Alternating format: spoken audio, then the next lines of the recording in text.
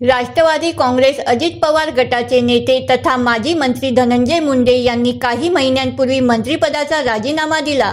बीड जिल्ह्यातील मस्साजोग गावचे सरपंच संतोष देशमुख हत्या प्रकरण आणि खंडणी प्रकरणात वाल्मिक कराडवर गंभीर आरोप झाले होते।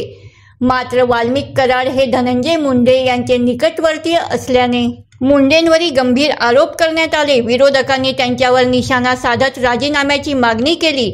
त्यामुळे धनंजय मुंडेंनी स्वतःहून मंत्रिपदाचा राजीनामा दिला होता। आता सूत्रांनुसार चर्चा सुरू आहे की धनंजय मुंडे पुन्हा मंत्रिपदावर येणार आहेत। राजकीय वर्तुळात ही चर्चा गाजत असून यावर उपमुख्यमंत्री अजित पवार यांनी स्पष्टीकरण दिलं। धनंजय मुंडे यांच्यावर झालेल्या कृषी विभागाशी संबंधित आरोपांबाबत न्यायालयाने त्यांना क्लीन चिट दिली आहे।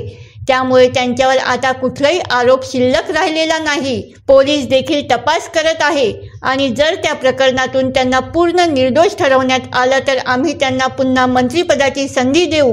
हे विधान म्हणजेच धनंजय मुंडेच्या पुनरागमनाची अधिकृत तयारी असल्याचं स्पष्ट संकेत आहे। दरम्यान माणिकराव कोकाटे यांच्या मंत्रिपदावरूनही चर्चेला उधाण आलं आहे। यावर अजित पवार म्हणाले, मुख्यमंत्री देवेंद्र फडणवीस हे दिल्ली दौऱ्यावर आहेत। ते शनिवारी परतणार आहेत। त्यानंतर मी आणि ते दोघे मिळून माणिकराव कोकाटे यांच्याशी चर्चा करू।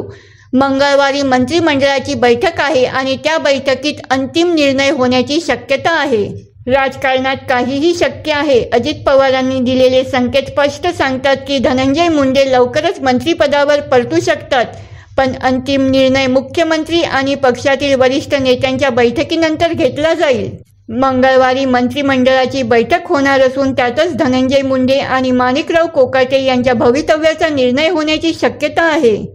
तुमचं यावर काय मत आहे? धनंजय मुंडेंना पुन्हा मंत्री करावं का? तुमची प्रतिक्रिया कमेंटमध्ये नक्की सांगा। व्हिडिओ आवडल्यास लाईक, शेअर आणि सबस्क्राईब करायला विसरू नका।